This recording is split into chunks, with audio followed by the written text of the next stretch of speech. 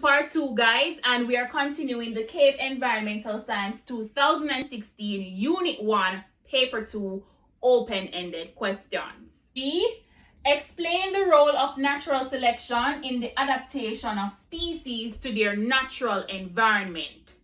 Firstly, we have to define the two key terms, natural selection and adaptation. Natural selection is the process by which organisms who are better suited to their environment survive and reproduce at a greater rate than those who aren't. And then adaptation is just the adjustment of organisms to their natural environment. Tying in the two, with natural selection, the environment selects for organisms who can adapt to the environment, thus surviving and reproducing. For example, we can think of a community that is dominated with giraffes, and these giraffes would be used to feeding on trees that match their neck height. What happens if over time all of these trees that they feed on died out? These giraffes would have to seek other food sources, which include trees that are taller. Now, these giraffes would have to adjust their necks in order to reach those tall trees. Those giraffes who could adjust to those tall trees would survive and reproduce, and their traits would pass on to the next generation.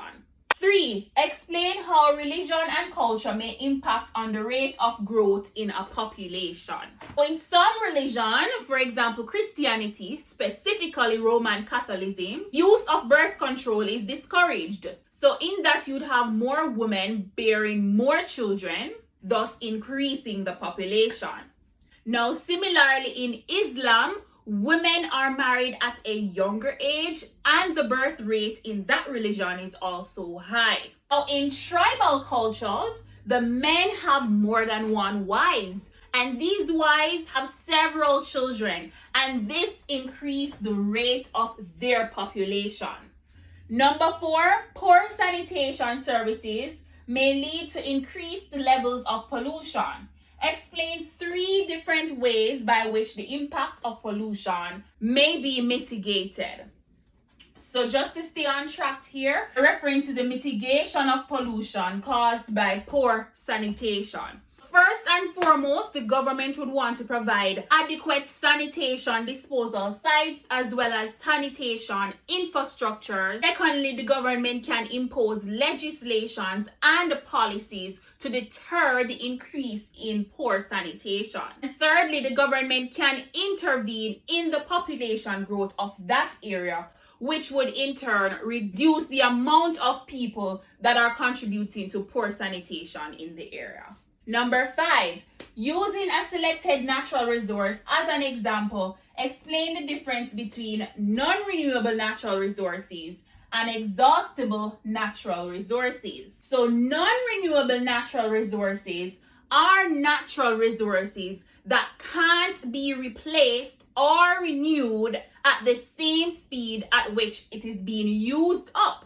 For example, petroleum is a non-renewable natural resource, and because of anthropogenic activities, it's not being replaced at the same speed at which it is created, which takes many years, by the way. And then exhaustible natural resources are natural resources that are available in limited supply and can be completely used up. Define the term non-consumptive use of natural resources and identify one example. Consumptive, hint, hint, non-consumptive. Use of natural resources is using our natural resources in such a way that we don't reduce its supply. And ecotourism is a prime example. So tourists enjoy the aesthetic value of our environment without interfering with the organism's niche, habitat, or introducing pollutants in the environment.